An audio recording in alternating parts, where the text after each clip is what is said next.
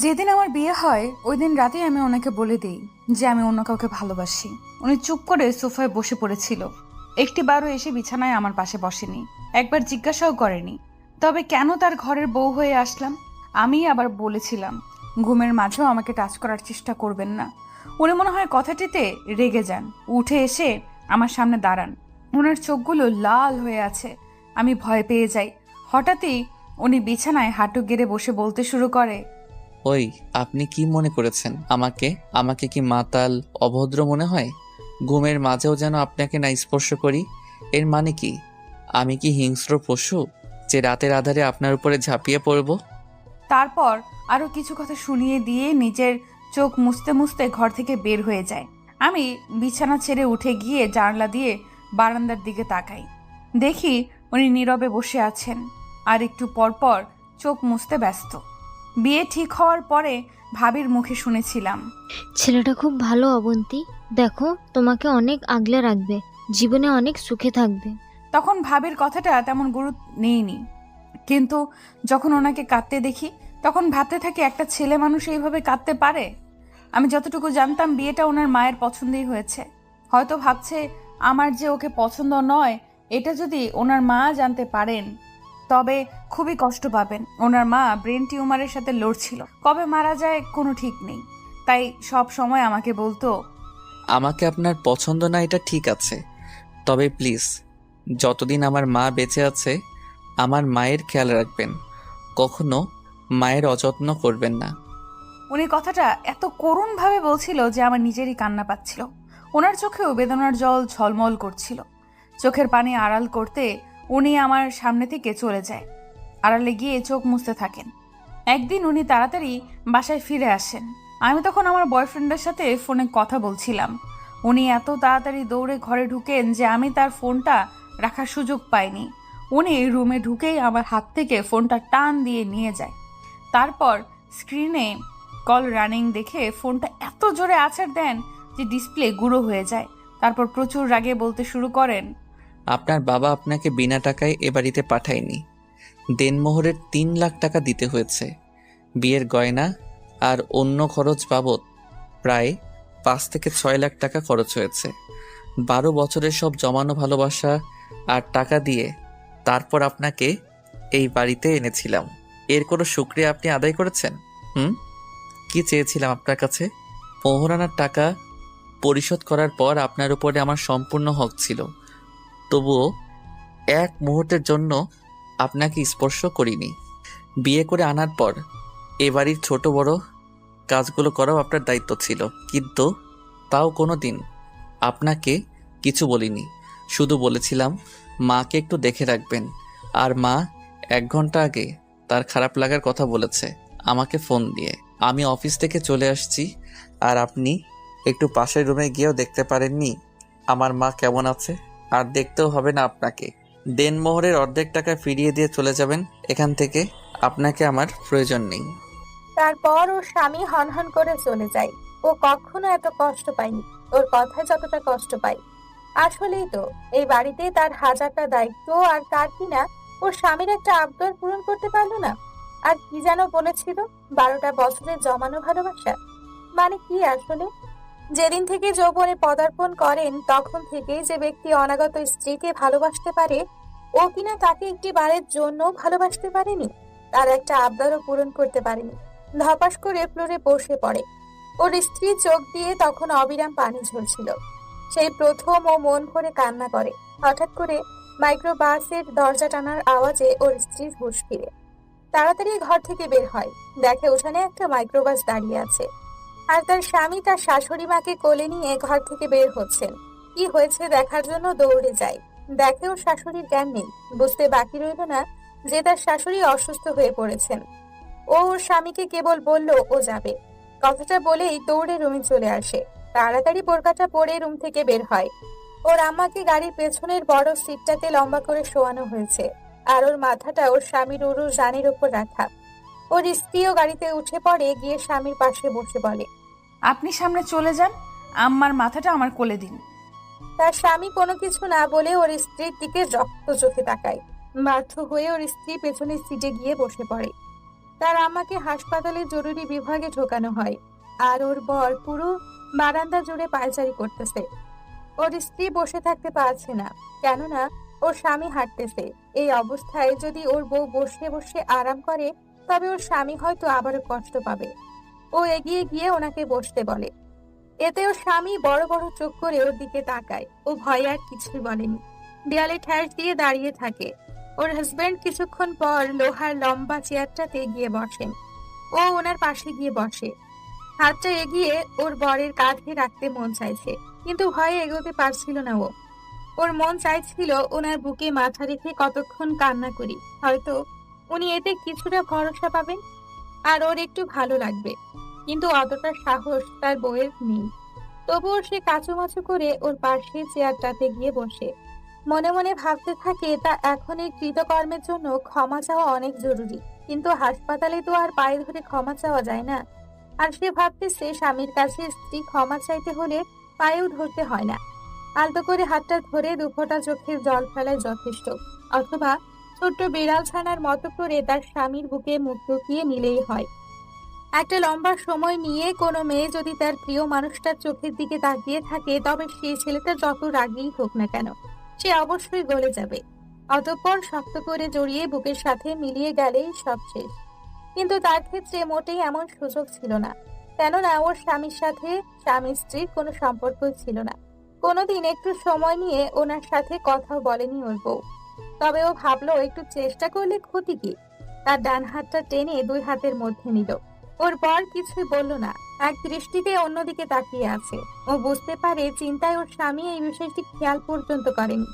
ওর বউ ওর হাজবেন্ডের দৃষ্টি ওর দিকে ফেরাতে চেষ্টা করলো। ওনার হাতটা শক্ত করে আমার 2 হাতের তালুর মধ্যে নিলাম। তাতেও কোনো কাজ হয়নি দেখে আমি নিজেকে ওনার একদম কাছে নিয়ে গেলাম। ওনার কাঁধে মাথা রেখে ওনার বাহুটা জড়িয়ে ধরলাম। এবার উনি আমার দিকে তাকালো।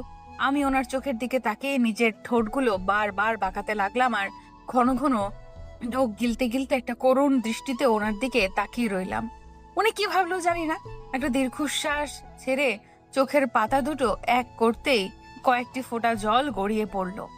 উনি বাম হাতে চোখ মুছে নিয়ে আমার হাতের তালুর পিঠটা চেপে ধরে রাখলো। আমার কাছে তখন কেমন লাগছিল সেটা আমি আজও কল্পনা করতে পারি না।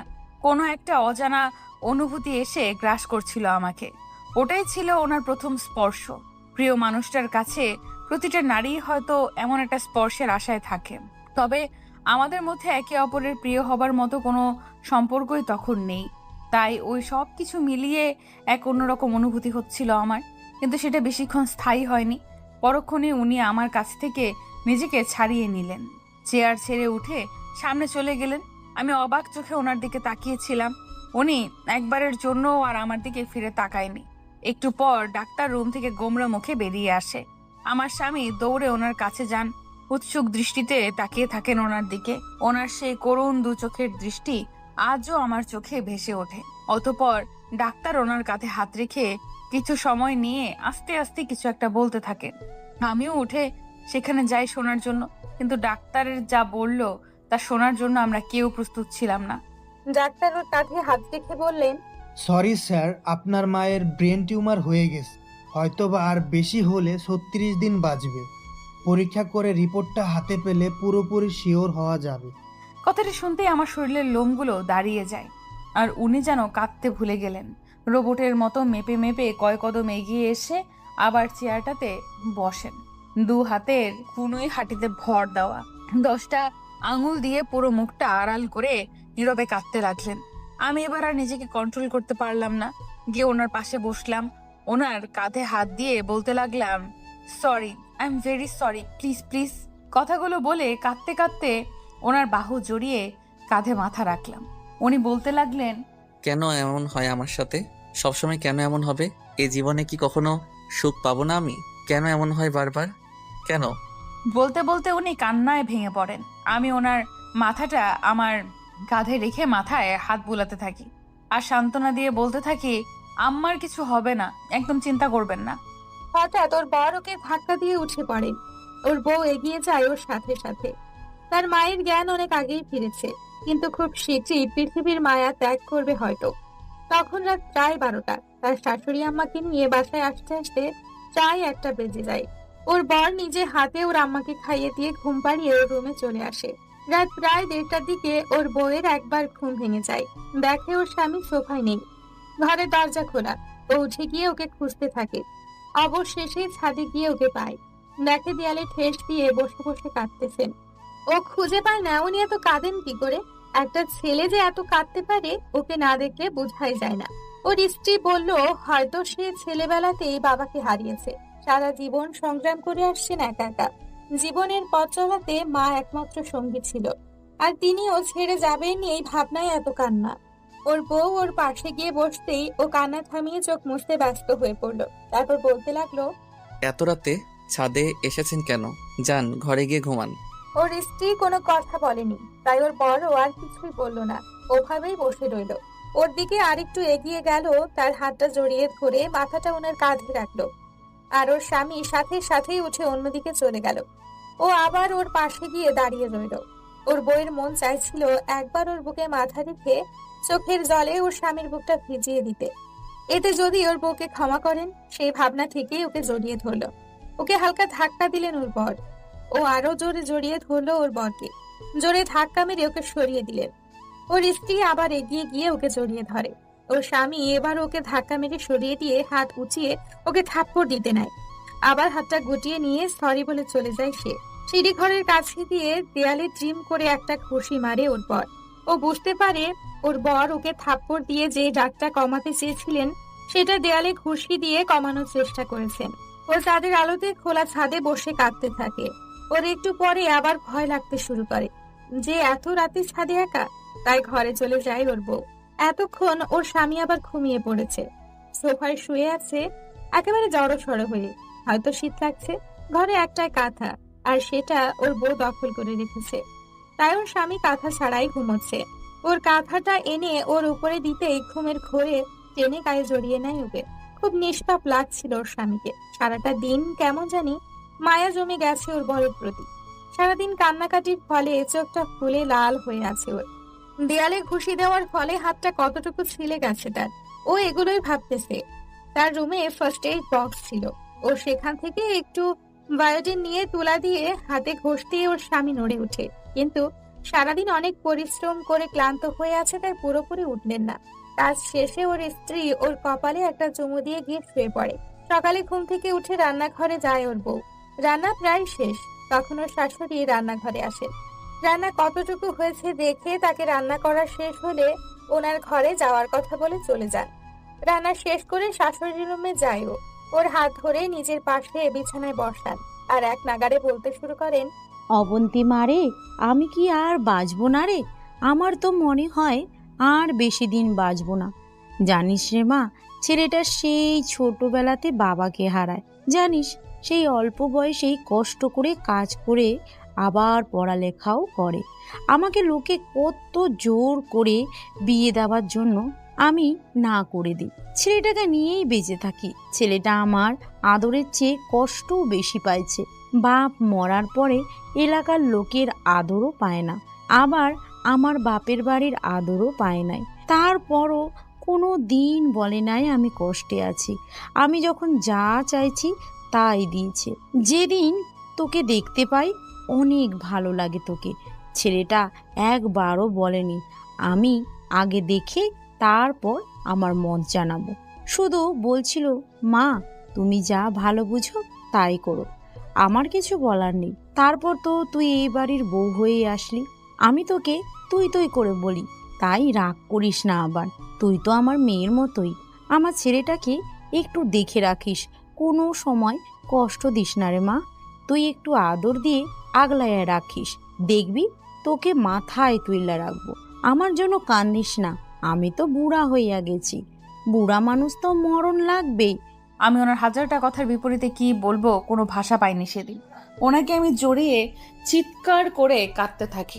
আমি আমার নিজের মাকেও কোনো দিন এত আপন করে পেয়েছি কিনা জানি না। উনি আমার মাথায় হাত বুলিয়ে বলছিল, পাগলি মাইয়া, কান্দোস কেন? বুইরা মানুষের লাইগা কাঁদলে কি হইব? তুই খালি আমার পোলাডারে দেখা রাখিস। তারপর আমার কপালে একটা চুমু দিয়ে দেয়। তার বদলে আমিও ওনাকে শক্ত করে জড়িয়ে ধরি। নিজের মায়ের থেকেও বেশি আপন তখন ওনাকে মনে হচ্ছিল। সেদিনের পর থেকে ওর স্বামীকে সব সময় মনমরা দেখতো ও। এর কিছুদিন পর ওর স্বামী ওকে একটা ফোন কিনে দেয়। ও আবারও সেই পুরাতন সিমটা ইউজ করা শুরু করে। একদিন ওর স্ত্রীর বয়ফ্রেন্ড ওকে রাতের বেলায় কল দেয় আর নানান কথা বলা শুরু করে।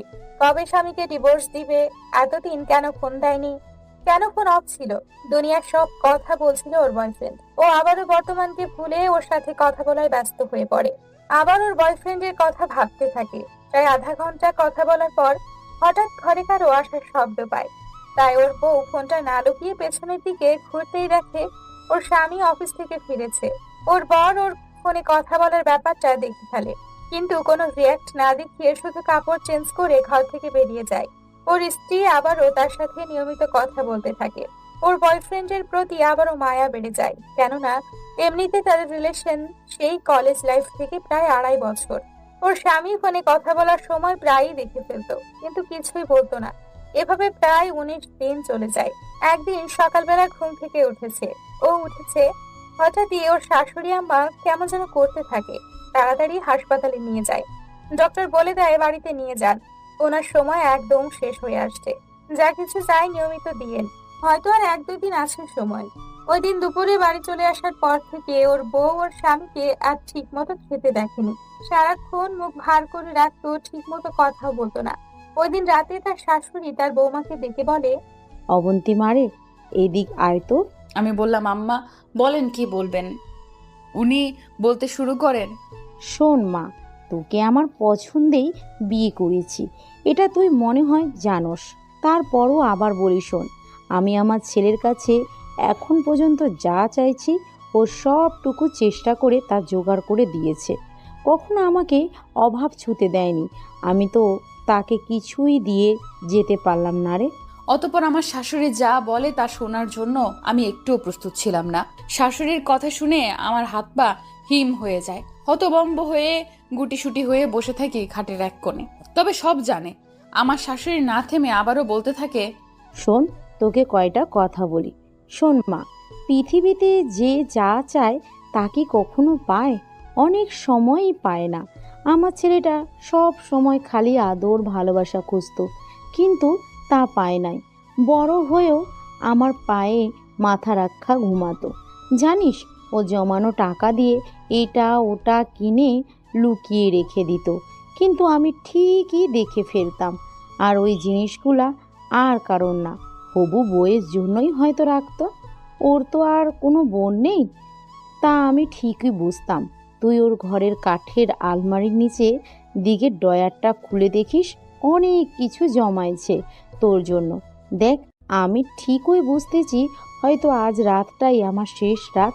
তারপর এই বাড়িতে তুই আর ও। কত ভাবতাম 2-1টা নাতি নাতনি থাকবো, বাড়িতে ঘরগুলো আবার ভরে যাব।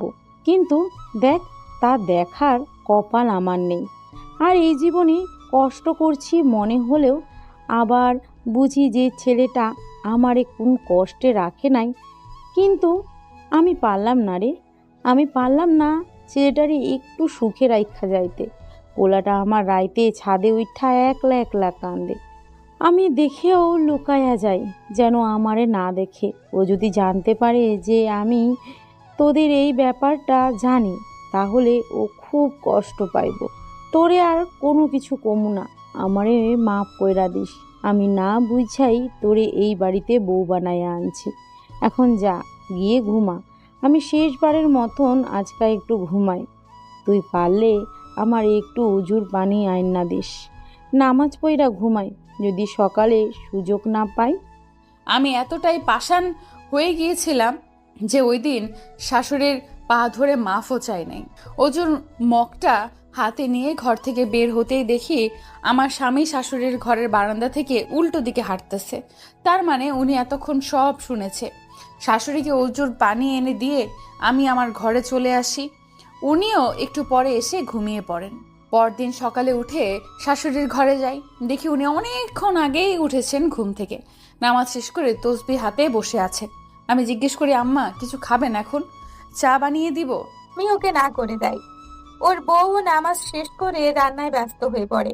ওর স্বামী ওই দিন অফিসে যায়নি, ঘরেই থাকেন। একটু পর পর ওর শাশুড়ির খেয়াল রাখছেন, খোঁজ নিচ্ছেন। দুপুরে খাওয়ার পরে একটু শুয়ে থাকে ওর স্ত্রী। কখন ঘুমিয়ে যায় ওর বউ বুঝতেই পারে না।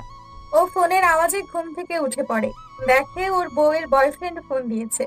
তার বউ কেন জানি তখন কথা বলতে সংকোচ বোধ করে, তবুও কথা বলে অনেকক্ষণ। সে আবারও তার হাজবেন্ডকে ডিভোর্সের ব্যাপারটা নিয়ে কথা বলতে বলে। ওর বউ ঘোরের মধ্যেই বলে ফেলে ওর শাশুড়ি হয়তো আর বেশিক্ষণ বাঁচবে না, শাশুড়ির মৃত্যুর পরেই ডিভোর্স হয়ে যাবে। তারপর যথারীতি অন্য কথা বলতে থাকে ওরা দুজন। হঠাৎই ওর স্বামীর চিৎকার শুনতে পায়। ওর বউ ফোন ফেলে রেখে দৌড়ে বাইরে যায়, দেখে ওর স্বামী শাশুড়ির ঘরে। ও ঘরে ঢুকতেই যা দেখে তাতে ওর শিরা উপশিরা হিম হয়ে যায়, ওর শরীরের লোমগুলো দাঁড়িয়ে যায়। ওর স্বামী ওর শাশুড়িকে জড়িয়ে ধরে কাঁদতেছেন। ওর শাশুড়ি তখন আর পৃথিবীতে নেই। ওর বউ ওর শাশুড়ির ঘর থেকে বের হয়ে আসে। ওর কানে একটা কথাই বারবার বাজতে থাকে, তুই তো আমার মেয়ের মতোই, আর কোনোদিন কেউ হয়তো ওকে অত আপন করে নিবে না। ভাবতেই চোখ পেয়ে পানি ঝরতে থাকে ওর। ওর বউ রুমে এসে বাড়িতে ফোন দিয়ে কাঁদতে কাঁদতে তার ভাবিকে শাশুড়ির মৃত্যুর কথা বলে। প্রায় ঘন্টা দুয়েক পরেই তার বউয়ের বাবার বাড়ির অনেকেই চলে আসে ওর স্বামীর বাসায়। ওর বউ বলতেছে আব্বু আমার স্বামীকে সান্ত্বনা দিতে থাকে, আর ওর স্বামী কেবল অসহায়ের মতো এক দৃষ্টিতে তাকিয়ে থাকেন ওর শাশুড়ির লাশের দিকে। আসরের নামাজের পরে জানাজা হয়, তার শাশুড়িকে দাফন করে এসে ওর সোজা ওর শাশুড়ির রুমে চলে যায়। ওর স্বামী আবার কান্নাকাটি শুরু করে দেয়। ওর বউ কি করবে কিছু মাথায় আসছিল না। শেষে তার ভাবি ওর স্ত্রীকে তাগাদা দেয় যে ও গিয়ে স্বামীকে সান্ত্বনা দেয়। ওর বউ তাদেরকে দেখানোর জন্য একটু এগিয়ে গিয়ে ওর বরকে কাঁদতে বারণ করে। রাতের আগেই ওর বাড়ির সবাই চলে যায়। রাতে 11টার দিকে ওর স্বামী ছাদে একা বসে আছে আর ওর বউ ঘরে। তখনই ওর বউয়ের বয়ফ্রেন্ডের ফোন আসে। ওকে তার শাশুড়ির মৃত্যুর কথা বলতেই সে খুশি হয়, কিন্তু ব্যাপারটা ওর বউয়ের খুব খারাপ লাগে। একটা মানুষের মৃত্যুতে কি খুশি হওয়া যায়?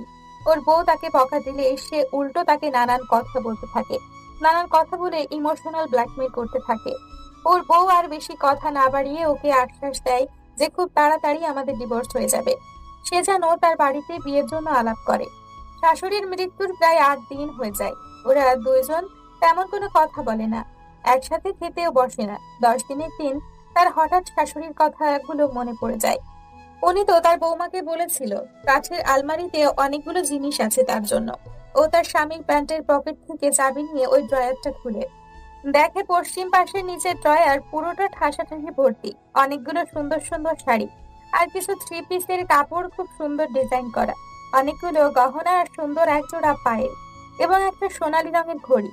ওর বউ ড্রয়ারটা বিছানায় নামিয়ে সবগুলো জিনিস নাড়িয়ে দেখতে থাকে। পায়েল জোড়া খুব সুন্দর হওয়াতে তখনই ওর বউ পায়ে পড়ে নেয়। তারপর আবার সবগুলো জিনিস গুছিয়ে রাখতে যায়। তখন পায়েলের ঝুনঝুন শব্দ পেয়ে ওর স্বামী ঘরে চলে আসে। এসেই তাকে অনেক বকাঝকা শুরু করে দেয়। আপনি কোন সাহসে আমার ড্রয়ারে হাত দিয়েছেন? আপনাকে কে অনুমতি দিয়েছে? আপনি একবারও আমাকে জিজ্ঞেস করেছেন? বলেই সামনে এসে ওকে একটা থাপ্পড় মেরে বসে। আজ পর্যন্ত কখনো ওর স্ত্রীর সাথে এমন করেনি, অথচ ওই দিন তাকে থাপ্পড় দেওয়ার মানেটা ওর বউ আজও বুঝেনি। কিন্তু থাপ্পড় খেয়ে ওর বউয়ের মাথায় রাগ উঠে যায়। ও ওর স্বামীকে উল্টা ঝাড়তে শুরু করে। আপনি কোন সাহসে আমার গায়ে হাত তুললেন? আপনি কি ভাবছেন আমি কিছুই বলবো না? আমাকে 8-10টা মেয়ের মতো ভাববেন না। তো তোকে কি ভাববো? আর তুই 8-10টা মেয়ের মতো হবি কেন? তুই যে কেমন মেয়ে তা আমি অনেক ভালো করেই বুঝতে পারছি।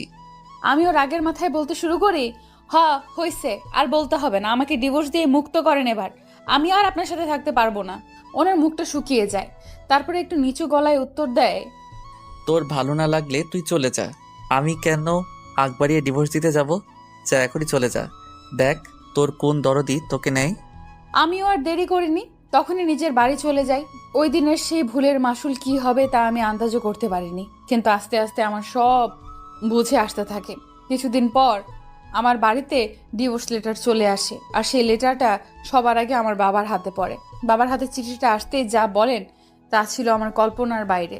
ডিভোর্স লেটারটা বাবার হাতে পড়তেই বাবা আমাকে ডাকতে থাকেন আর বলতে থাকেন, এসব কি? মা মরছে এখনো 15 দিনও হয় নাই, এর আগেই তোদের ডিভোর্স দিয়েছে? ও ভাবছেটা কি?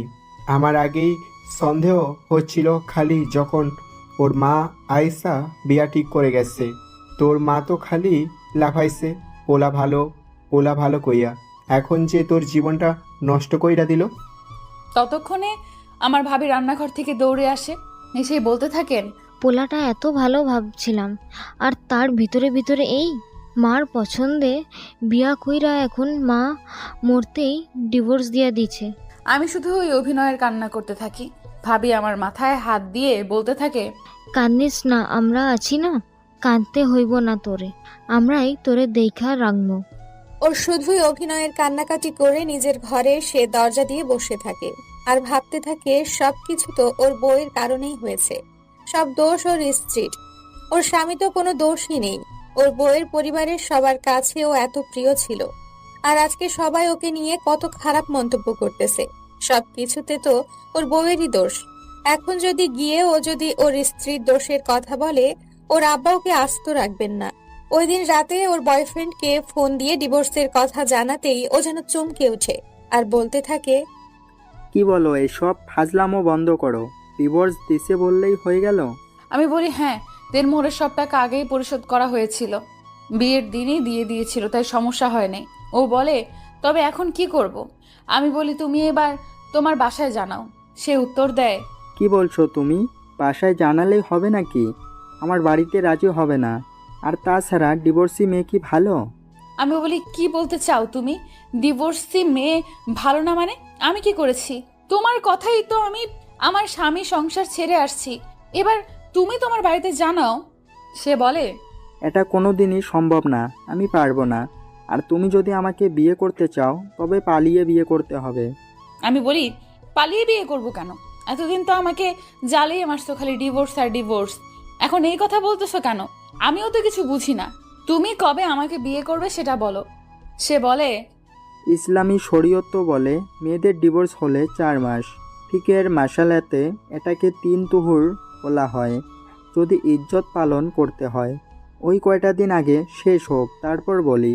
আমি বলি, আমার সেটার প্রয়োজন নেই, ওইটা প্রেগনেন্সি শিওর হওয়ার জন্য, আর আমাদের এমন কোনো সম্পর্কই ছিল না যে আমার বাবু হওয়ার সম্ভাবনা থাকে।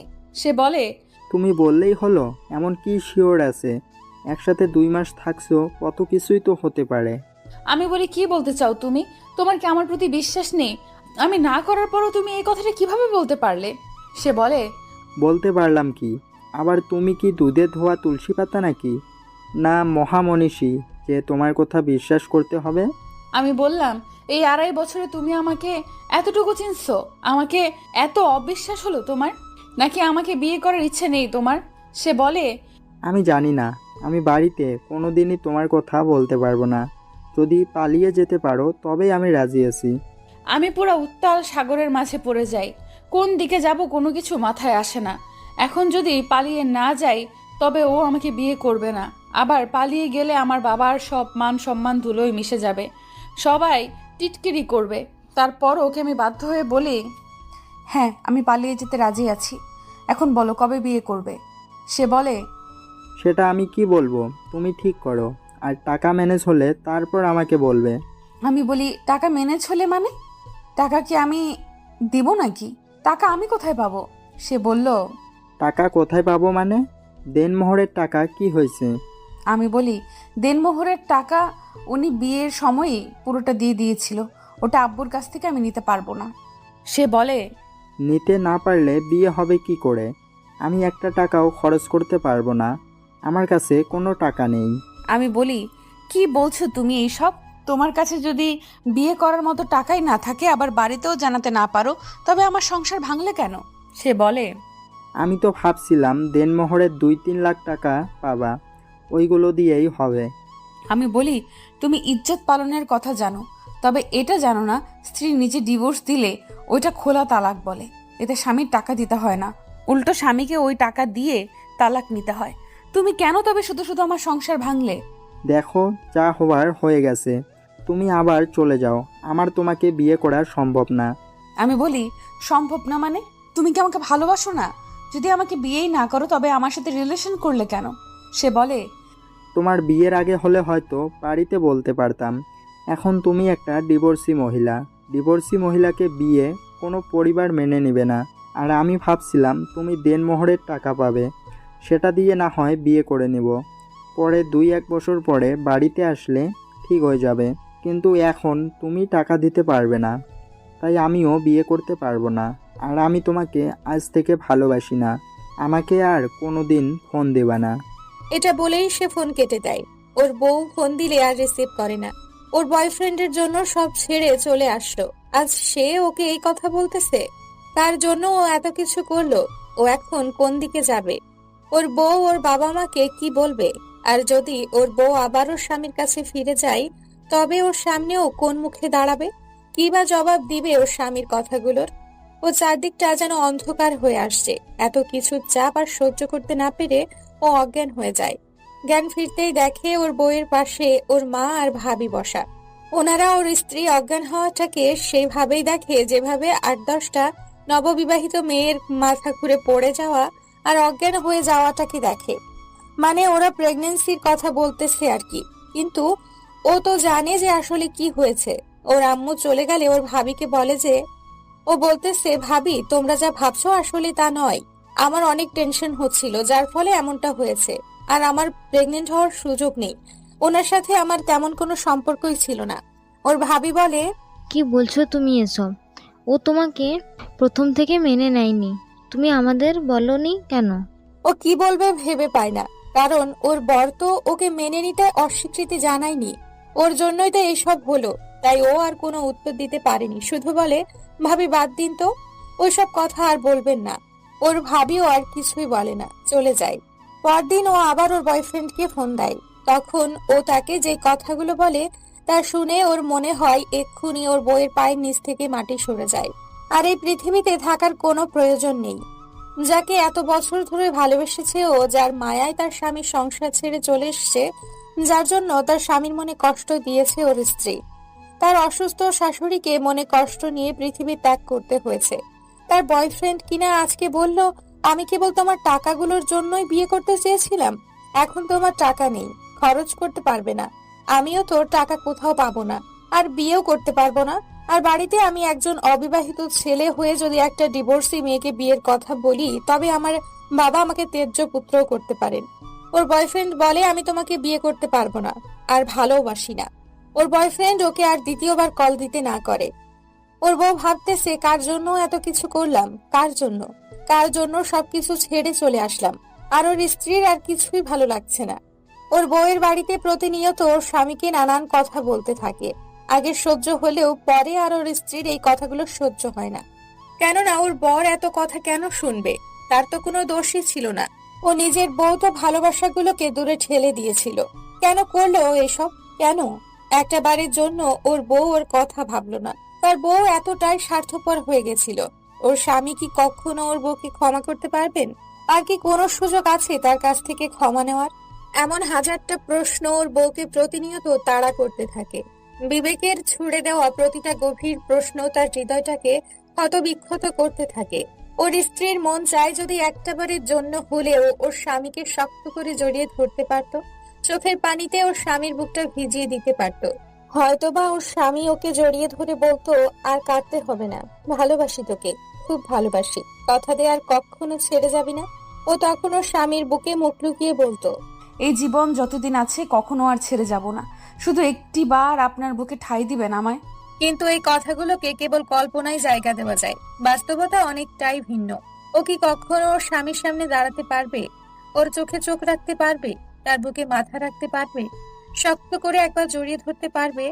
জানি না কখনো সম্ভব কিনা। ওর বউ পারবে না, হয়তোবা আর পারবে না। তবে আজ কেন জানি মনে হচ্ছিল, হ্যাঁ, ওর বরকে খুব করে ভালোবেসে ফেলেছে ও। ওই পুরনো সিম কার্ডের জন্য সেই 2.5 বছরের মায়া ওর স্ত্রীকে শেষ করে দিয়েছে, তার ভালোবাসাকে শেষ করে দিয়েছে।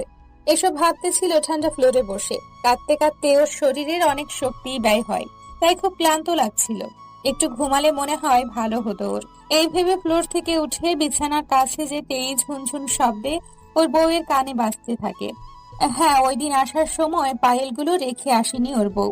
ওর স্বামীও তাকে বারণ করেনি, হয়তোবা ভালোবাসতেন বলেই কিছু বলেনি, নতুবা তার সাথে আর কথা বলার কোনো রুচি হয়নি, তাই তারও আর রাগের সময় খেয়াল হয়নি। বিছানায় বসে এক নজরে তাকিয়েছিল পায়েলগুলোর দিকে ওর বউ। একটা পায়েল খুলে প্রতিটা অংশ ভালোভাবে খুঁটিয়ে দেখছিল ওর বউ। তার মধ্যে খোদাই করে খুব সুন্দর করে লিখে এ, আবার একটু দূরেই আছে আই, একটু উঁচু করে আঁকা লাভ, তারপরেই লেখা ইউ। উনি লিখেছেন। এই ছোট ছোট সংক্ষিপ্ত লেখাগুলোর মানে সবাই বুঝেছেন। ওর বউও সেদিন বুঝেছিল। পায়েলটা বুকে জড়িয়ে অনেক কান্না করে ওর বউ। এত ভালোবাসা জমা ছিল ওর জন্য, আর সে কিনা একটুও অর্জন করতে পারলো না। পায়েলেই কি কেবল এটা লেখা ছিল, না প্রতিটা জিনিসেই এভাবে লেখা ছিল? আর তার বউ সেগুলোকে তার গলায়, তার হাতে এক জায়গায়ও স্থান দিতে পারলো না, শুধুমাত্র পায়েই স্থান দিতে পারলো। তার বউ নির্বোধ, সবচেয়ে বড় নির্বোধ। বৈধ ভালোবাসাগুলোকে দূরে ঠেলে দিয়ে একটা অবৈধ মায়ায় জড়িয়েছিল ওর বউ। এখন মানে মানে টের পাচ্ছেও, অন্ধকার হয়ে আসে তার গড়া পৃথিবী। অনেকে হয়তোবা ওই সময়ে আত্মহত্যা করে ফেলতো, কিন্তু ওর বউ করেনি। তার যে সেই হারানো ভালোবাসা পেতেই হবে। এই পৃথিবীতে যদি নাও পায়, পরের জগতে হয়তোবা পাবে। আর যদি আত্মহত্যা করে, তবে তো আর কোনো জগতেই তার স্ত্রী সেই ভালোবাসা পাবে না। সেই চিন্তায় বেঁচে ছিল। প্রতিদিন ভাবতে থাকে ওর বরকে একটু ফোন দেয় অন্তত, কিন্তু সাহসে কুলোয় না তার। ও পারে না ফোন দিতে। এভাবে প্রায় 13 দিন কেটে যায়। তার মনে হয় আরো বেশি দিনও হতে পারে। একদিন রাতে খেতে বসেছে, তখন একটা মেসেজ আসে ওর বউয়ের কাছে। ও খাওয়া শেষ করে আর সেটা দেখতে মনে থাকে না। পরে রাতে ঘুমানোর আগে ফোন হাতে নিয়ে মেসেজটা দেখে। মেসেজটা তার স্বামীর নাম্বার থেকে এসেছে। ও তাড়াতাড়ি সেটা পড়তে উঠে বসে। অনেক বড় একটা মেসেজ। কি রেখে কি পড়বে তার বউ বুঝতে পারে না। অবশেষে শুরু থেকে খুব মনোযোগ সহকারে পড়তে শুরু করে। কেমন আছো? আশা করি খুব ভালো আছো। আমি কেমন আছি তা বললেও চলবে। আজ আম্মুর মৃত্যুর 40 দিন হলো। যদিও এই দিন হিসেবে বিশেষ কোনো কিছু নেই, তবুও আমি এই দিনটা একটা বিশেষ দিন ধরে নিয়েছিলাম। ইসলামী শরীয়তে 40 খুব প্রশংসনীয়, তাই আর কি। আমি ঠিক করে রেখেছিলাম আম্মুর মৃত্যুর 40 দিন পর্যন্ত তোমাকে সময় দিব, কিন্তু তুমি এই দিনগুলোর মাঝে একটাবারের জন্যেও যোগাযোগ করনি। কি দোষ করেছিলাম? না হয় রাগের মাথায় একটা থাপ্পড়ি দিয়েছিলাম। কই, এতদিন তো কিছু বলিনি। তোমার এত অনিয়মের পরেও কিছু বলিনি, কিন্তু যেদিন শুনি যে আম্মু সব জেনে গেছে, ওই দিন থেকে আমার রাগ চলে আসে। তবু তোমাকে এই কয়দিনের সময় দিয়েছিলাম। খুব ভালোবাসতাম তোমাকে, খুব খুব, তাই সহজেই ভুলতে পারিনি। তুমি নিজে যদি ডিভোর্সটা দিতে, তবে তোমার বাড়িতে অনেক সমস্যা হতো, তাই বাধ্য হয়ে আমি ডিভোর্স দেই। আজ প্রায় 22 দিন হয়ে গেছে তুমি চলে গেছো।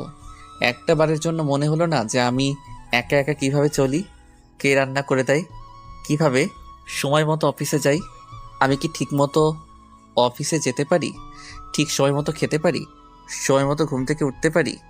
একটা বারের জন্য জানতে মন চাইলো না আমি বেঁচে আছি না মরে গেছি? তারও খোঁজ নাওনি।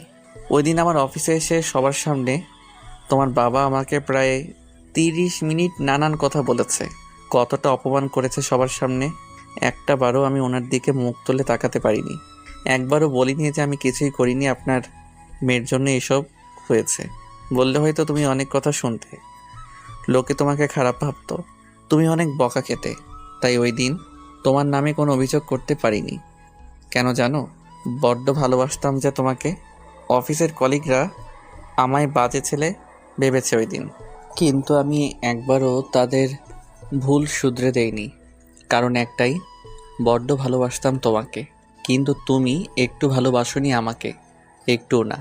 তাই প্রতিটি মুহূর্তে কষ্টে কষ্টে তোমাকে ভুলতে শিখেছি, একাকী বাঁচতে শিখেছি। হ্যাঁ, এখন থেকে আর ভালোবাসি না তোমাকে, না একটু ভালোবাসি না। সব ভালোবাসা শেষ হয়ে গেছে। এখন তোমার জন্য আমার মনে কেবল ঘৃণা ছাড়া আর কিছুই নেই। ক্ষমা করে দিও, তোমার জীবনের অনেকটা সময় আমার কারণে নষ্ট হয়ে গেছে। আর একটা কথা, আজ থেকে আর কোনো সম্পর্কে নেই তোমার সাথে, তাই আর আমার খোঁজ নেওয়ারও প্রয়োজন নেই, আর কোনো ফোন দেওয়ারও প্রয়োজন নেই। ভালো থাকবেন। মেসেজটা পড়ার পর আমার কেমন লাগছিল তা আমি নিজেও বলতে পারবো না। আমি চিৎকার করে কেঁদেছিলাম ওই দিন। অত কান্না আমি জীবনেও করিনি। আমার ঘরটা থেকে আব্বুর ঘর দূরে, ভাইয়ার ঘর থেকেও দূরে, আর রুমের দরজাও লাগানো, তাই কেউ শুনতে পায়নি আমার কান্না।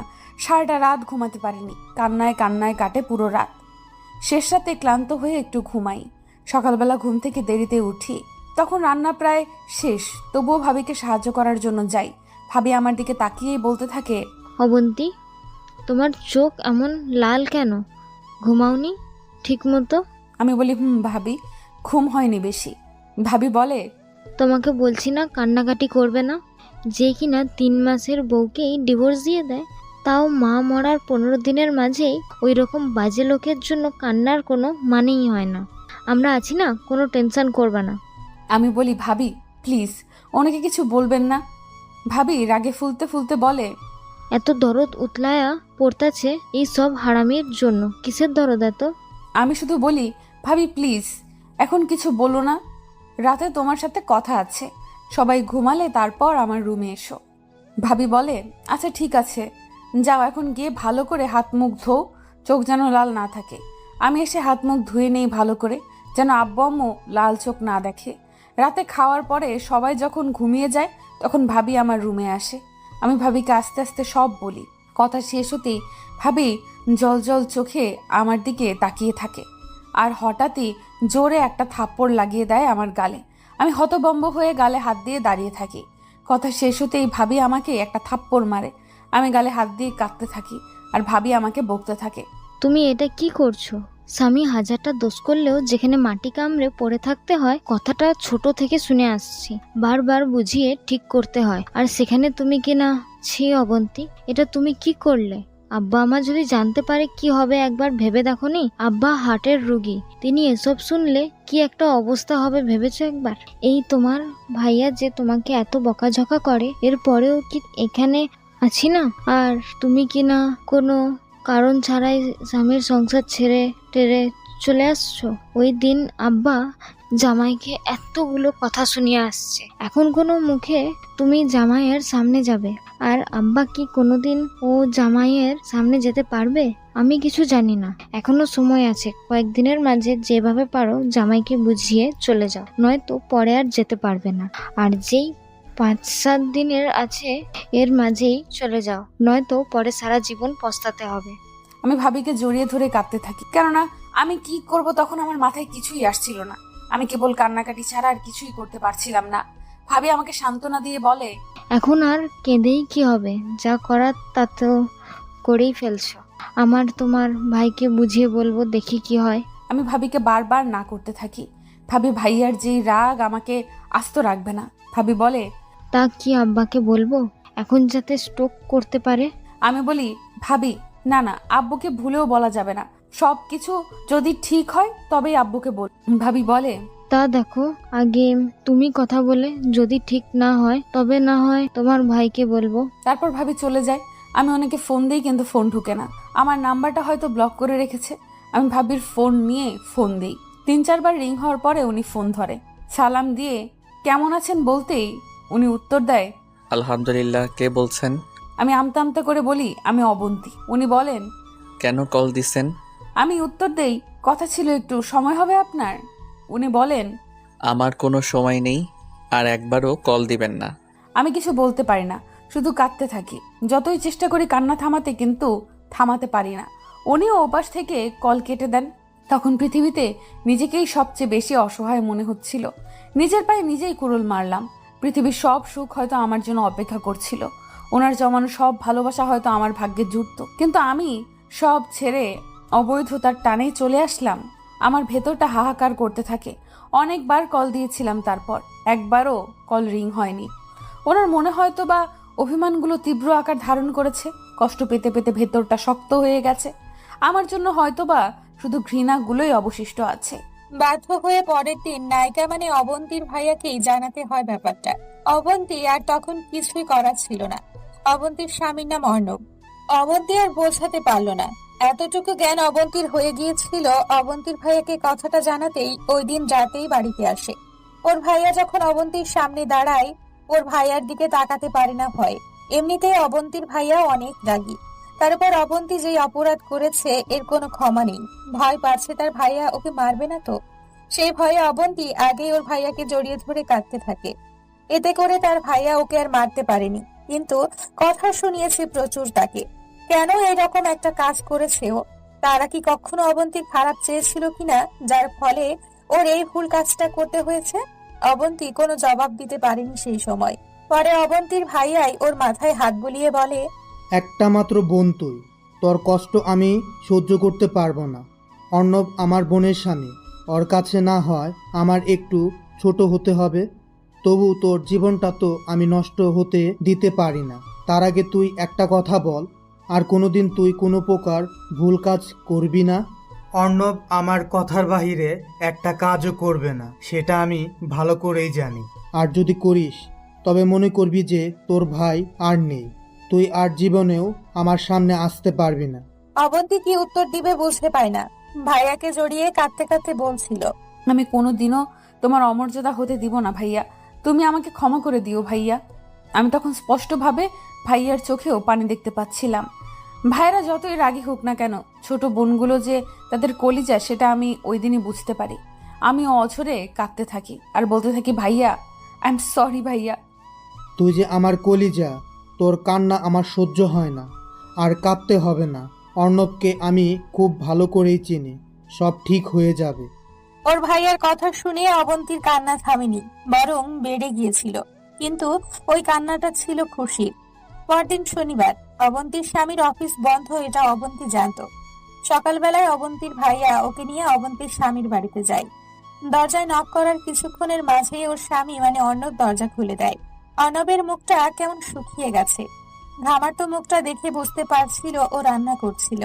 অর্ণব অবন্তীকে দেখেই আবার মুখ ঘুরিয়ে দরজা বন্ধ করে দিতে নাই, কিন্তু পরবর্তীতে ওর বউয়ের ভাইকে দেখে আর দরজা লাগাতে পারেনি। ওরা দুজন ঘরে ঢুকে পড়ে। ওর ভাইয়া অবন্তীকে দূরে যেতে বলে, তারপর ওনার হাত ধরে কি সব যেন বলছিলেন। অবন্তী কিছুই শুনতে পায়নি, কিন্তু সম্বন্ধী হয়ে এভাবে ছোট বোনের জামাইয়ের হাত ধরে আকুতি করে কথা বলায় অবন্তীর স্বামী বেশ লজ্জা পাচ্ছিল। এটা অবন্তী বেশ ভালো করেই বুঝতে পারে। কথা শেষ করে অবন্তীর ভাইয়া এক মুহূর্ত দেরি না করে হন করে বেরিয়ে যায়। ওর ভাইয়া চলে যেতেই অর্ণব অবন্তীর সামনে এসে দাঁড়ায়। কিছুক্ষণ কি যেন ভাবতে থাকে, তারপর ঠাস করে অবন্তীর ডালে একটা থাপ্পড় লাগিয়ে দেয় আর বলেন, মেয়েদের মুখের উপরে মারা নিষিদ্ধ, তারপরও মারলাম। কেন আসছেন আবার? কেন আসছেন?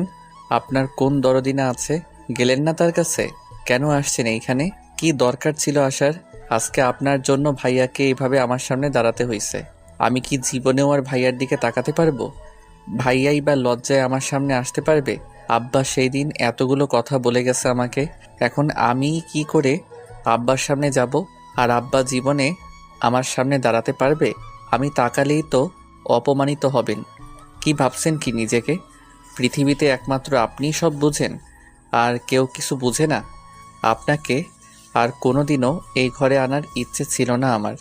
শুধু ভাইয়ার দিকে তাকিয়ে আমি কিছু বলতে পারিনি। তবে মনে রাখবেন, আসছেন এ বাড়িতে থাকেন, কোনো সমস্যা নেই, কিন্তু ভুলেও আমার কোনো খাদেমদারি করতে আসতে হবে না। এতদিন যেমনভাবে চলে আসছি বাকি দিনও চলতে পারবো। অতঃপর অবন্তীকে কিছু বলার সুযোগ না দিয়ে রান্নাঘরে চলে যায়। অবন্তী যে জীবনে কি জিনিস হারিয়েছে তা তখনই বুঝতে পারে। কত আদর, আহ্লাদ, ভালোবাসা হয়তো ওর জন্য ছিল, কিন্তু ক্ষণিকের ভুলে অবন্তী সব হারিয়েছে। বাবা মার সামনে অবন্তী অপরাধী হয়ে গেল।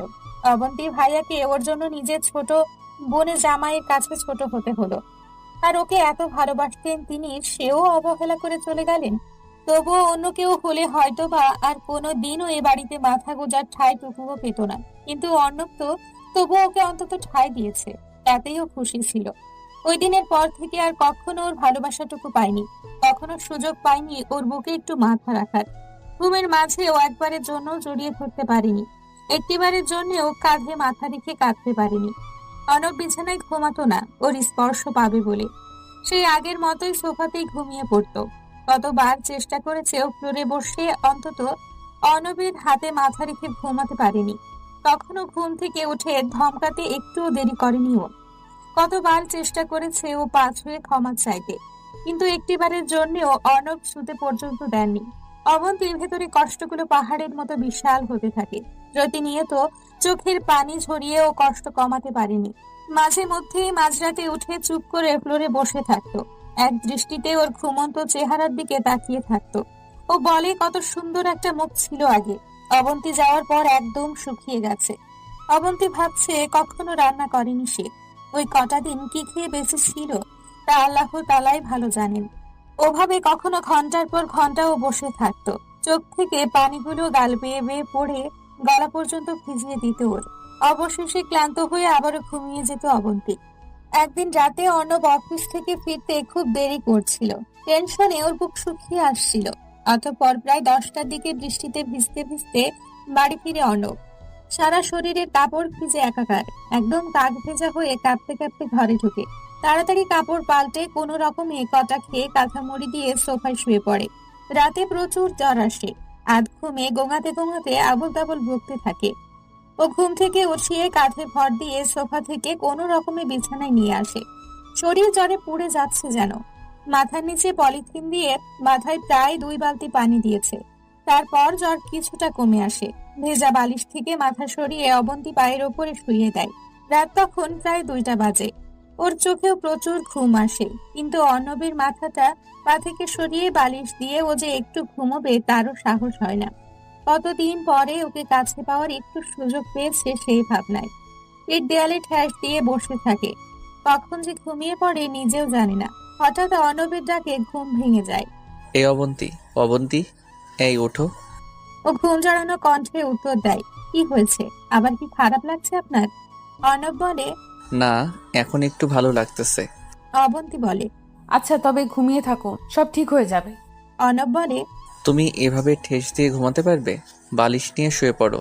ও উত্তর দেয়, আসলে বালিশ একটা ভিজে গেছে, আর একটাতে কি করে দুজন ঘুমাবো? তার চেয়ে ভালো এইভাবেই ঘুমিয়ে থাকুন, আমিও ঘুমাই। আর কোনো কথা না বলে ও উঠে বালিশ নিয়ে শুয়ে পড়ে। আর একটু পরে অবন্তীকে টেনে শুয়ে দেয়। ও এমনিতেই বসে বসে ঘুমিয়েছে, আর ঘুমও ভালো হয়নি। ঘুমে চোখ বন্ধ হয়ে আসছে ওর। তার বিছানায় মাথা রাখতেই অবন্তী ঘুমে তলিয়ে যায়। সকালে ঘুম থেকে উঠে নড়তে পারে না ও। তখনও পুরোপুরি সকাল হয়নি। অবন্তী নিজেকে আবিষ্কার করে ওর বুকে। একটা মাত্র বালিশে অর্ণব শুয়ে আছে, আর ওর হাতের ওপর শুয়ে আছে ও। ও ডান হাতের উপরে অবন্তীর মাথা, আর বাম হাত দিয়ে ওকে জড়িয়ে ধরে আছে। তখন ওর যে কতটা ভালো লেগেছে ও বলে বোঝাতে পারবে না। খুশিতে ওর কান্না চলে আসতে থাকে। ও কোনো রকমে মাথাটা অর্ণবের দিকে ঘুরিয়ে ওর বুকে মুখ রেখে আবার ঘুমানোর চেষ্টা করে, কিন্তু বিভিন্ন ভাবনা ওকে ঘুমোতে দেয় না। তাই বেড়াল ছানার মতো গুটি মেরে সজাগ হয়ে শুয়ে থাকে। উঠতে মন চায় না, কিন্তু বেশি দেরি হলে আবার নামাজ কামাই হয়ে যাবে ওর। আর অর্ণবকে যদি নামাজের জন্য না ডেকে দেয় তবে হয়তো আবারও রাগ করতে পারে। তাই কোনো রকমে ও ছাড়িয়ে নিয়ে ওযু করে এসে ওকে ডেকে দেয়। কিন্তু রাতে জ্বর থাকার কারণে হয়তো উঠতে কষ্ট হচ্ছিল অর্ণবের। খালি বারবার হুম হুম করে আবারও ঘুমিয়ে যাচ্ছে। ও অর্ণবের কপালে চুমু দিয়ে কানে কানে বলে, এই যে এত ঘুমালে হবে? নামাজ পড়তে হবে না? উঠুন, নামাজ পড়ে তারপর আবার মন চাইলে ঘুমাবেন। এবারও ঘুম থেকে উঠে তাড়াতাড়ি গিয়ে ফ্রেশ হয়ে ওযু করে আসে। দুজনে একসাথে নামাজ শেষ করে। নামাজ শেষ হতে অর্ণব বলে, 2 রাকাত নফল নামাজ পড়ে নাও। অবন্তী ওর কথা মতো নফল নামাজ পড়ে নেয়। তবে নামাজ শেষে বুঝতে পারে এটা হলো সেই নামাজ যা 2 প্রান্তের দুজন একসাথে হওয়ার শুকরিয়া স্বরূপ আদায় করে। ওই দিনের পর থেকে ও কিছুটা ভালোবাসা পায়। কিছুটা বলতে ওকে আগের মতো অতটা অবহেলা করতো না। অবহেলা কমে গেছে ঠিকই, কিন্তু আজও অবন্তী ভালোবাসাটা পায়নি। ও সঠিক জানে না কবে পাবে। হঠাৎ বাস ড্রাইভার হাত ব্রেক করতে সামনের দিকে ঝুঁকে পড়ে অবন্তী আর অপরিচিতা। নিজেদেরকে তাড়াতাড়ি সামলে নেয় তারা। এতক্ষণ ধরে ঝিম ধরে অবন্তীর কথাগুলো শুনতে থাকা অপরিচিতা বলে, আপু, তবে এখন আমার কি হবে? আমিও যে বড় একটা ভুল করে ফেলেছি। শোনো অপরিচিতা বোন, এখন তোমার বয়স সবেমাত্র 18 হয়েছে। হয়তো তুমি মনে করছো সেই কলেজ লাইফের রিলেশনটা অনেক মজার ছিল, সে অনেক ভালোবাসতো। আরে বোকা মেয়ে, সে যদি তোমাকে ভালোবাসতো তবে একবারের জন্য হলেও তো তোমার পরিবারে বলতে পারতো, অথবা তার পরিবার থেকে কাউকে পাঠাতে পারতো। সে কিন্তু কিছুই করেনি।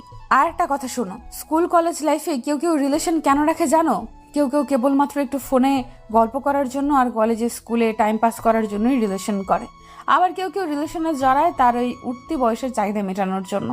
একটাবার লুকিয়ে খোঁজ নিয়ে দেখো, তোমার অবর্তমানে সে হয়তো বা আরেকটা রিলেশনশিপে জড়িয়ে গেছে, আবার নতুন করে কাউকে বলছে তোমাকে ছাড়া আমি বাঁচবো না। তুমি হয়তো বা এখন আমাকে বলবে, আমি যে তোমাকে এত জ্ঞান দিচ্ছি, আমি কেন তবে ওই ভুলটা করেছিলাম? আসলে আমার ওই ভুলের কারণে শিক্ষা হয়েছে বলেই তো তোমাকে আজ বোঝাতে পার। ভুল থেকেই তো সবাই শিক্ষা নেয়। এই বলে অবন্তী অপরিচিতাকে বোঝাতে লাগলো। আপু, আমি যেমন 2 বছরের সম্পর্কের মায়ার জড়িয়ে গেছি, সে কি জড়িয়ে যায়নি? অবন্তী বলে। হ্যাঁ, এটা ঠিক বলেছ। একসাথে চলার ফলেই অনেক মায়া জন্মায়, ভালোবাসা জন্মায়। প্রথম দেখায় তো কেবল সুন্দর চেহারাটাই ভালো লাগে, কিন্তু একটা কথা মনে রাখবে, 3-4 বছরের রিলেশনশিপের মায়ার চাইতে 3 অক্ষরের কবুল শব্দটার মায়া অনেক বেশি। হুট করেই একজনকে আই লাভ ইউ বলে ফেলা যায়, কিন্তু কবুল শব্দটা উচ্চারণের সময় হৃদয়টা ছিঁড়ে যায়, চোখ থেকে আপনা আপনি পানি ঝরে। সেই পানিটা একদিক দিয়ে সুখের, অন্যদিক দিয়ে বেদনার। তুমি আজকে যদি তোমার স্বামীকে ডিভোর্স দিয়ে বাড়ি চলে যাও এবং ইজ্জত পালন শুরু করে দাও, আমি গ্যারান্টি দিয়ে বলতে পারি তুমি কালকে হাতের অনামিকা আঙুলটার দিকে তাকিয়ে ভাব, এখানে অনেক যত্নের একটা আংটি ছিল। খেতে গেলে ভাববে সে কি খেয়েছে, না আমার জন্য কষ্ট পেয়ে না খেয়েই ঘুমিয়ে গেছে। ঘুমাতে গেলে ভাববে সে কি ঠিক মতো ঘুমাতে পারছে, নাকি বিছানার দিকে তাকিয়ে আমার কথা ভাবছে। তারপর দিন শেষে পরিসংখ্যান করবে, তুমিই তার চাইতে বেশি ভাবছো, তুমি তার চেয়ে কম ঘুমাতে পারছো, তুমিই ঠিক মতো খেতে পারোনি। তখন আবার ভাবতে ভাবতে শুরু করবে, ওই দিন কত কষ্ট করে আলহামদুলিল্লাহ কবুল শব্দগুলো বলেছিলাম, আজ এত তাড়াতাড়ি সব ভুলে চলে এলাম, আমি কি ভুল করিনি? তখন তোমার বুঝে আসবে যে হ্যাঁ, তুমি কি জিনিস পিছনে ফেলে রেখে চলে এসেছ। তখন অনেক দেরি হয়ে গেছে, তুমি আর সেই হারানো জিনিস আগের মতো করে ফিরে পাবে। আপু, তবে এখন আমি কি করব? আমাকে একটা সঠিক রাস্তা বলে দাও। আমি এতক্ষণ যা বললাম খুঁজে দেখো, তার মাঝেই তোমার সঠিক রাস্তা। তুমি ওই সব অতীত ভুলে এখন বাস্তবতার চিন্তা করো। এখন তোমার বিয়ে হয়ে গেছে, বিয়ের পরে তুমি যতই অতীত ভাববে ততই তোমার পাপের পাল্লা ভারী হবে। আর তাছাড়া তুমি যদি এখন আবার সেই পুরাতন প্রেমিকের কাছে ফিরে যাও, তুমি কি ভাবছো তুমি সুখী হবে? মোটেও না। ছোট থেকে ছোট ভুলে সে তোমাকে খোঁটা দিবে, তোমাকে একটু ভুলেই শাশুড়ি ননদের খোঁটা শুনতে হবে। তাই যা বলেছি তাই করো। যাও পেছনের সিটে গিয়ে বসো, রাতে অতীত ভুলের জন্য স্বামীর কাছে ক্ষমা চেয়ে নিও, আর সুন্দর করে সংসার শুরু করো। অপরিচিতা একটু চুপ থেকে আবারও বলে। সত্যি যাব আপু? অবন্তী বলে। তো আর কি, যাও পিছনের সিটে যাও, আর আমার জন্য দোয়া করো যেন সব ঠিক হয়ে যায়। অপরিচিতা মুচকি হেসে অবন্তীর পাশ থেকে উঠে 2 সিট পেছনে গিয়ে স্বামীর পাশে বসে। অবন্তীর মুখেও হাসি ফুটে ওঠে, মনে মনে বলতে থাকে, আল্লাহ অবন্তী পেরেছে, নিজে ভুল করলেও অন্যকে ভুল করতে দেয়নি। অবন্তী তাকে বোঝাতে পেরেছে, ও একটা সংসার সুন্দর করে ঠিক করলো। আল্লাহ এই কাজকে উসিলা করে তুমি অবন্তীর সংসারটা ঠিক করে দাও। আল্লাহ তুমি অর্ণবের মনকে পরিবর্তন করে দাও। এখন থেকে যেন অর্ণবর বউকে আগের মতোই ভালোবাসে, সেই ব্যবস্থা করে দাও। অবন্তী আজকে তার বাপের বাড়ি যাচ্ছিল, একা একা তো আর যাওয়ার কথা ছিল না, অবশ্যই তার স্বামীর সাথে থাকতো। আসার সময় স্বামীকে অনেক বলেছিল, কিন্তু তার স্বামী অর্ণব বলে, দেখো আমি কোন মুখ নিয়ে তোমাদের বাড়িতে যাব? আমি পারবো না। আব্বা আমাকে দেখলে অপমানিত হবেন, আম্মা আমাকে দেখলে অপমানিত হবেন। আমি কারোর দিকে মুখ তুলে তাকাতে পারবো না, কারণ মুখ তুলে তাকালেই তারা অপরাধ বোধে ভুগবেন। আমি চাই না ওনাদের অপমানিত করতে। তার চেয়ে ভালো তোমার যেতে মন চাই যাও, আমি গাড়িতে তুলে গিয়ে আসি। বাস একেবারে তোমাদের এলাকার স্টেশন হয়ে যাবে, সেখান থেকে পরে রিক্সা করে চলে যাবে। অবন্তী আর কিছুই বলতে পারে না, কারণ তার বোঝা হয়ে গেছে কি ভুল সে করে ফেলেছে। তাই কেবল মাথা ঝাঁকিয়ে সম্মতি জানায়। অর্ণব স্ত্রীকে গাড়িতে উঠিয়ে দিয়ে নিজে অফিসে চলে যায়, আর সেই বাসেই উঠে অন্য আরেক নবদম্পতিকে দেখে। যখনই মেয়েটি তার স্বামীর সাথে না বসে বরং অবন্তীর পাশে খালি সিটে এসে বসলো, তখনই অবন্তীর মনে হলো হয়তোবা তাদের কোনো ঝগড়া হয়েছে, নতুবা তার মতোই কোনো সমস্যা। তখনই অবন্তীর প্রশ্নের জবাবে অপরিচিতা বলে তার জীবনের প্রথম প্রেমের গল্প, তার ভালোবাসার গল্প, এবং তার পরিবার তার অমতে তাকে বিয়ে দিয়েছে সেই গল্প। অবন্তী অপরিচিতার ভুলটা বুঝতে পেরে নিজের জীবনের তিক্ত অভিজ্ঞতার কথা বলে অপরিচিতাকে বোঝাতে সক্ষম হয় যে আসলে বিয়ের সম্পর্কটাই আসল সম্পর্ক। অবন্তীর স্টেশন এসে পড়ে, তাই নামতে যায়। তখন খেয়াল করে পেছনের সিটে তাকিয়ে দেখে অপরিচিতা তার স্বামীর কাঁধে মাথা রেখে বসে আছে। নিজের অজান্তেই হাসি ফুটে ওঠে অবন্তীর ঠোঁটে। বাস থেকে নেমে রিকশায় উঠে রিকশায় বসে ভাবতে থাকে, ও কত কিছু হারিয়ে ফেলেছে। আজ হয়তোবা অর্ণব সাথে আসলে ও এমন করে অর্ণবের কাঁধে মাথা রেখে প্রকৃতির সৌন্দর্য উপভোগ করতে পারত। ওর বাপের বাড়িতে সবাই জিজ্ঞেস করে, জামাইকে নিয়ে আসলি না কেন? অবন্তী নিজের চেহারা যথাসম্ভব স্বাভাবিক রেখে বলে, আসলে ওনার আজকে নাকি গুরুত্বপূর্ণ কাজ আছে, তাই আসেনি, পরে আসবে। কিন্তু অবন্তীর ভাবি বুঝে ফেলে যে অবন্তী মিথ্যে বলছে। রাতে খাওয়া দাওয়ার পরে অবন্তীকে জিজ্ঞেস করে, অবন্তী, তোমার জামাই কি এখনো রাগ করে আছে নাকি? আজকে আসলো না কেন? অবন্তী ভাবির কাছে কিছুই লুকোয় না, সব বলে দেয়। অবন্তীর ভাবি ওকে সান্ত্বনা দিয়ে বলে, কেঁদো না, সব ঠিক হয়ে যাবে। একটা বাবু হলে দেখবে সব ঠিক হয়ে যাবে। দেখো নাই, তোমার ভাইয়া আগের সাথে কথা কত রাগ দেখাতো, কিন্তু যেদিন শুনেছে আমার বাবু হইব ওই দিন থেকে তো আমি যা বলি তাই শোনে। আগে তরকারিতে একটু নুন কম বেশি হলেই রাগারাগি করতো, আর ওই দিন তরকারিতে ভুলে নুন দেই নাই, কিন্তু চুপচাপ কষ্ট করে খাইয়া নিছে। খাওয়া শেষ কইরা তারপর বলছে এই তরকারিতে নুন মনে হয় কম হয়েছে। পরে তো আমি দেখি যে লবণ দেয় নাই। আমি পরে যখন কইলাম ফোনে নুন ছাড়া তরকারি কেমনে খাইছেন, একবার বললেও না। পরে তোমার ভাইয়া বলতেছে তুমি সারাদিন এত কষ্ট করো, এই গরমের মধ্যে রান্না করো, আর আমি একটু কষ্ট করে না হয় খেলাম। পুরুষ মানুষের এমনই রাগ বেশি। কিন্তু দেখো, বাবু হইলে তখন আর রাগ করতো না। তুমি যা কইবা তাই শুনবো। অনেক পুরুষ বলে, একবার চিন্তা করি বউ এটা ডিভোর্স দিয়া আবার বিয়ে করবো, খালি পোলাটা মাইয়াটার দিকে চাইয়া পারি না। তাদের বলি, ভাই আপনার পোলা মাইয়াটা কিন্তু আপনার স্ত্রীর কারণেই হয়েছে, সুতরাং সন্তানের চেয়ে সন্তানের মাকে অধিক ভালোবাসতে শিখুন। অবন্তী মনে মনে ভাবে, উনি তো এখনো আমাকে ভালোই বাসেন না ঠিক মতো, আবার বাবু। অবন্তীর ভাবি বলে, অবন্তী, হয়েছে, এখন আর চিন্তা করাতে লাগবে না, যাও গিয়ে ঘুমাও।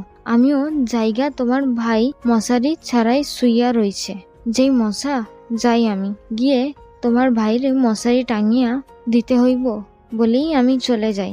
অবন্তীও নিজের মতো মশারি টানিয়ে শুয়ে পড়ে। তারপর স্বামীকে ফোন দিয়ে খাওয়া দাওয়ার খোঁজ নিয়ে ঘুমিয়ে পড়ে।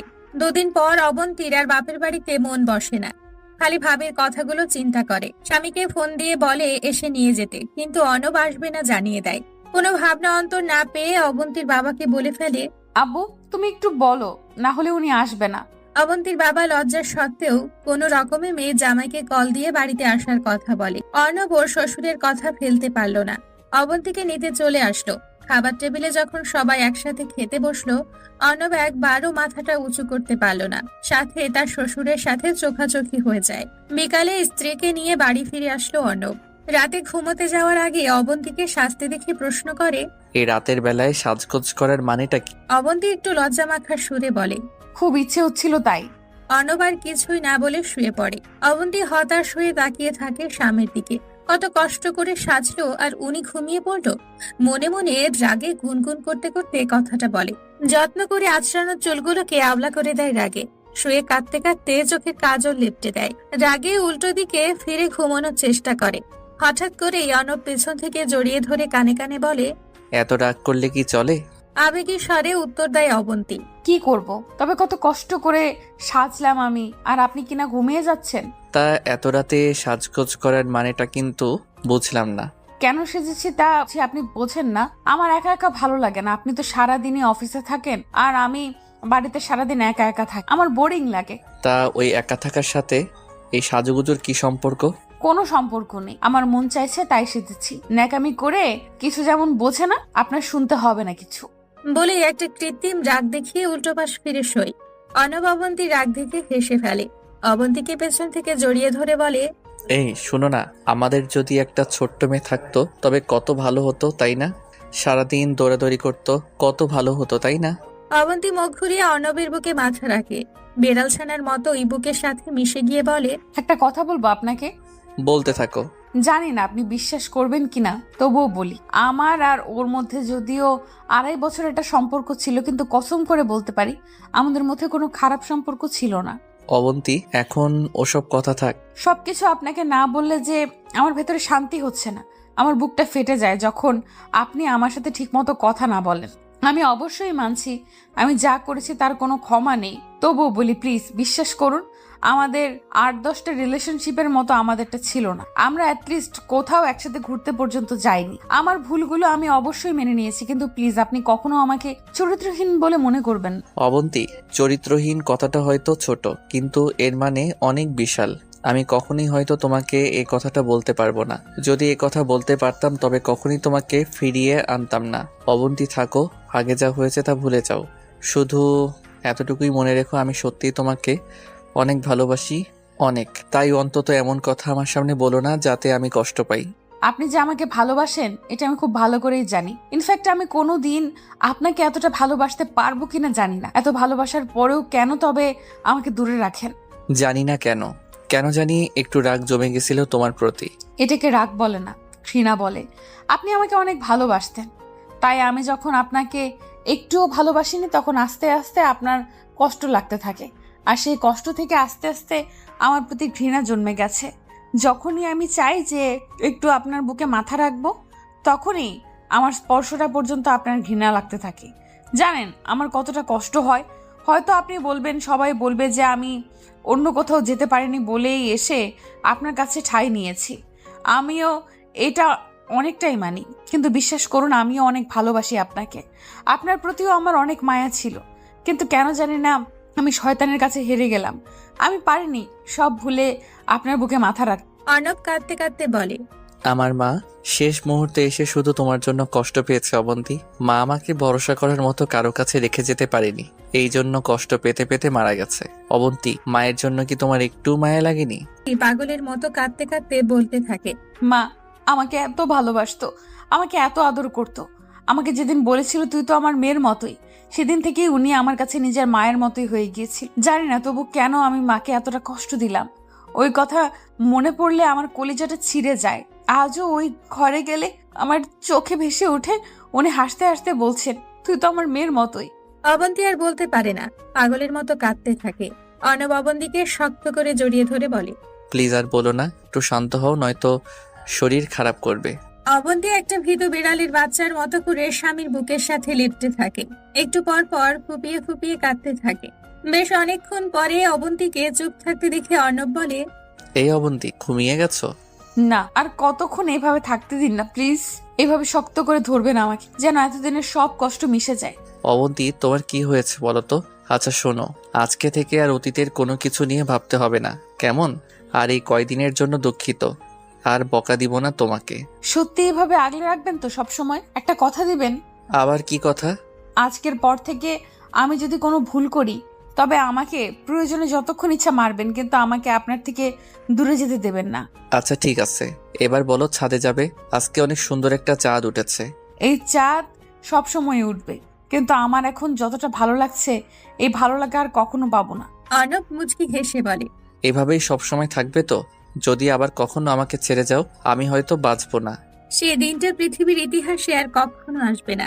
যতদিন বেঁচে আছি এভাবে পাশে থাকবো, বিনিময়ে শুধু একটু ভালোবাসা দিবেন। অর্ণব আর কিছু না বলে অবন্তীর কপালে একটা গাঢ় চুমু দেয়। অবন্তী যেন তার জীবনের সবচেয়ে বড় কিছু পায়। সে গুটি মেরে আবারও মিশে যায় স্বামীর বুকে। স্বামীর গেঞ্জি দিয়ে চোখ মুছতে মুছতে ভাবতে থাকে, এর চেয়ে সুখ আর কি বা হতে পারে। আর আমি কি না অবৈধতায় সুখ খুঁজেছিলাম? সে অর্ণবের কানে কানে বলে, খুব ভালোবাসি, কখনো ছেড়ে যাব না, শুধু এভাবে একটু আদর দিও। পৃথিবীর দু প্রান্তের দুটো মানুষ একত্রে মিলিত হলে হয়তো এভাবেই একে অপরের সাথে জড়িয়ে যায়। তারা তখন চাইলেও একে অপরের থেকে দূরে থাকতে পারে না। কোনো এক অজানা সুতো তাদের বেঁধে রাখতে চায়। হয়তো সেটা সেই 3 অক্ষরের শব্দ কবুল।